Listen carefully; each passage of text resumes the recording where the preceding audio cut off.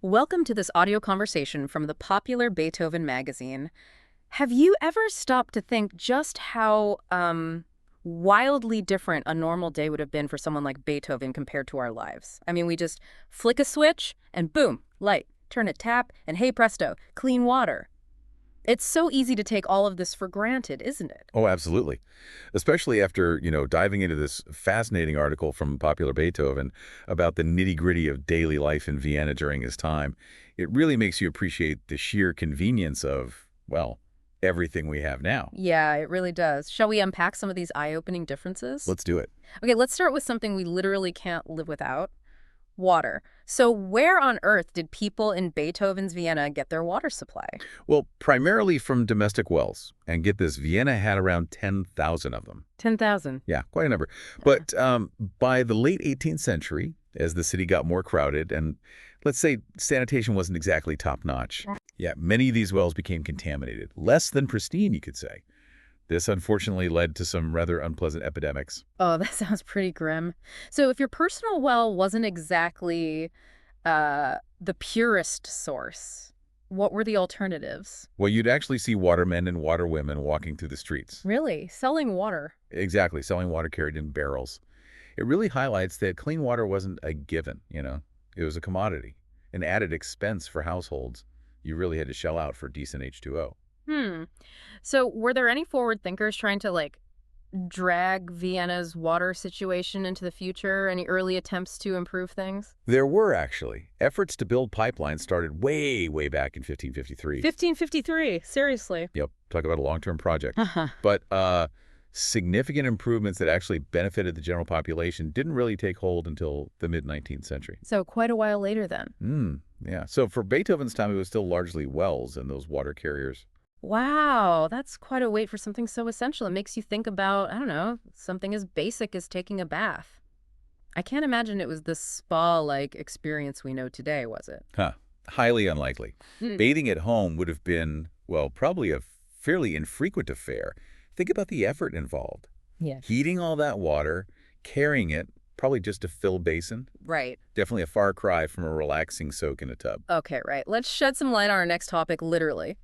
How did they illuminate their homes before the electric light bulb kind of banished the darkness? Well, with the trusty old flame. Candles and oil lamps were the go-to sources of light back then. Candles, you say? I bet there was a real hierarchy of candles, right? From the Yeah. budget-friendly to the, whoa, look at that glow variety. Oh, absolutely. At the sort of bottom rung were tallow candles made from animal fat. Yeah, okay. They were the cheapest, but also rather smoky and, let's be honest, a bit smelly. Charming. Then stepping up, you had beeswax candles, much cleaner, brighter light, but they came with a much heftier price tag. More expensive. Got it. And at the top, whale oil candles.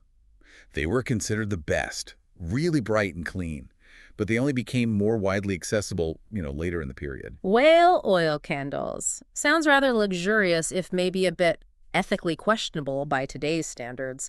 The cost of decent lighting must have been a real burning issue. Sorry, couldn't resist. Indeed. And it's interesting how that era gave us that saying, the game's not worth the candle. Oh, right. Yeah, it basically meant that whatever you were trying to do just wasn't worth the expense or effort, even down to the cost of simply lighting a candle to do it by. That's a brilliant connection. Okay, what about oil lamps? What sort of fuel did they guzzle? They primarily used things like olive oil, linseed oil, and rapeseed oil. And just like with candles, the cheaper options, like linseed and rapeseed oil, well, they had their drawbacks. Smoke and smell again. You got it. Mm. Mainly smoke and not so pleasant odors. So even something as simple as lighting your home involved a bit of a trade-off between cost and comfort, you see. And I seem to recall reading something about the very beginnings of street lighting in Vienna around then. Yes, that's right. In the late 1820s, Vienna started introducing gas lighting for its streets.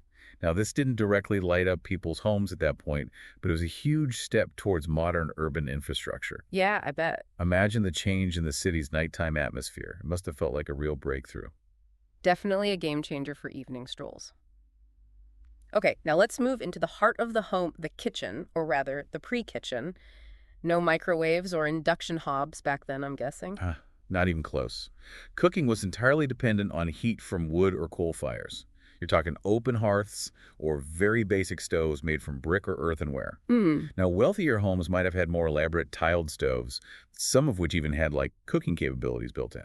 That sounds incredibly labor-intensive, and I imagine the indoor air quality wasn't exactly what we'd call healthy today. Oh, precisely. It Yeah. was hard work, and the indoor environment was likely quite smoky. And managing the fire to get the right cooking temperature, that required constant attention and a good bit of skill. You couldn't just set a timer and walk away. No, I suppose not. What kind of fuel were they mainly using for these fires? Wood, coal. Wood was the primary fuel source, especially in areas outside the main city. Hmm. But as Vienna grew, coal became more common within the city walls. Even though it was trickier. Yeah, despite the fact that it could be a bit temperamental, tricky to ignite sometimes, and hard to regulate the temperature compared to wood. So I suppose elaborate meals with precise temperature controls were probably not on the menu every single night. What were some of the staple cooking methods then? Think simple and hearty, really.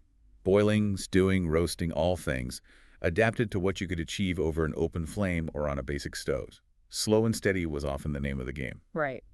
Now, Vienna can get seriously chilly in the winter months. How did they keep their homes toasty before central heating became a thing? Relying solely on an open fire sounds rather drafty. It probably was. Fireplaces and stoves burning wood or coal were the main sources of warmth, yes.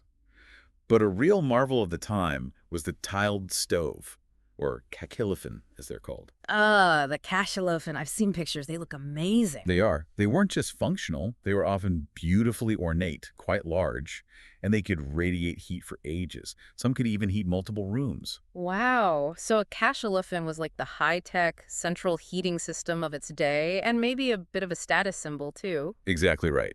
They were definitely a sign of affluence and craftsmanship, as well as being a very effective way to combat that Viennese winter chill. Mm. But, keeping them fueled required significant amounts of wood or coal, which could be costly, and home insulation was nowhere near modern standards. Drafty rooms were likely a common complaint. Yeah, I can imagine. Okay, let's tackle a less glamorous but equally important aspect of daily life. Sanitation.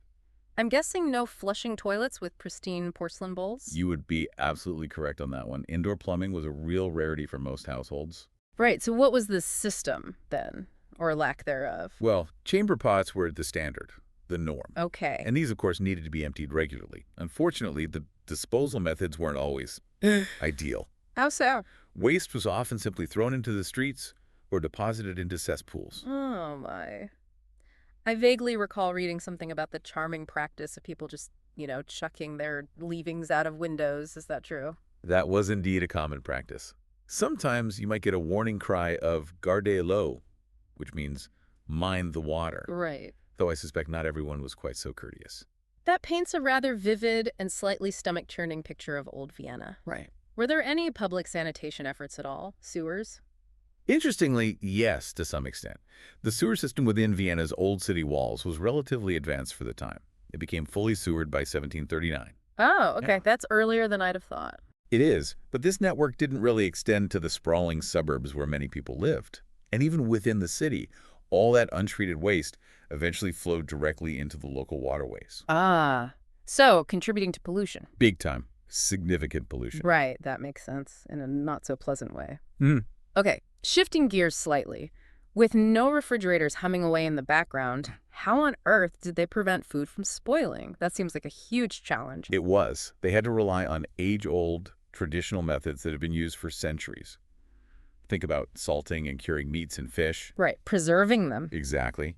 Pickling and fermenting vegetables and fruits, drying things like herbs and fruit to make them last longer. So a lot of preserved goods on the menu then. Not much in the way of like fresh strawberries in December, I imagine. Definitely not. They also use natural methods like storing root vegetables, apples, things like that in cool, dark cellars. And sometimes cooked meats were preserved by sealing them in a layer of fat or aspic. It was all about extending the shelf life of food without modern tech. It sounds like a far cry from our convenient trips to the supermarket. You probably had to visit the local markets much more often, right? For fresh ingredients that wouldn't immediately turn into something unpleasant. Oh, absolutely. Large-scale storage of fresh, perishable food just wasn't a realistic option for most households. Daily, or at least very frequent trips to the market would have been the norm. You bought what you needed for the short term. Imagine trying to explain the concept of meal prepping to someone in Beethoven's era, cooking all your lunches for the week on Sunday. Huh. You're likely spot on. They'd probably think you were some kind of eccentric alchemist conjuring meals out of thin air, performing some bizarre form of culinary magic. Totally. Thinking about all these aspects of daily life, the water, the light, the cooking, the sanitation, it really throws Beethoven's existence into a new light, doesn't it? I mean, composing those timeless masterpieces by the flickering, maybe smelly light of a candle, having to perhaps fetch water or pay for it, keeping warm by a smoky fire. It truly does put his life and his incredible body of work into a profound perspective. You're right, the daily challenges were just so different, so much more immediate and physically demanding than what most of us experience today. It's kind of humbling, actually. Absolutely. It really underscores the resilience and, frankly, the ingenuity of people living in that era just to manage the basic necessities of everyday life. Yeah, you had to be resourceful. So, as we sort of surface from this deep dive into Beethoven's Vienna, what are the key takeaways for us, living in our modern world? Well, I think it's a really powerful reminder, isn't it, of the immense impact that technology and infrastructure have on our daily existence, often in ways we don't even consciously consider. Mm-hmm. And it certainly cultivates a deeper appreciation for the relative ease, the comfort, the sanitation that we enjoy today. We truly do stand on the shoulders of giants, even when it comes to things as simple as turning on a light switch or getting clean water. Definitely gives you pause for thought. And considering all those, well, seemingly insurmountable challenges of daily life back then, his extraordinary artistic output, Beethoven's output, it becomes even more astounding. Which makes me wonder, what other seemingly insurmountable obstacles did historical figures overcome that we might be completely overlooking in our own time? Something to think about.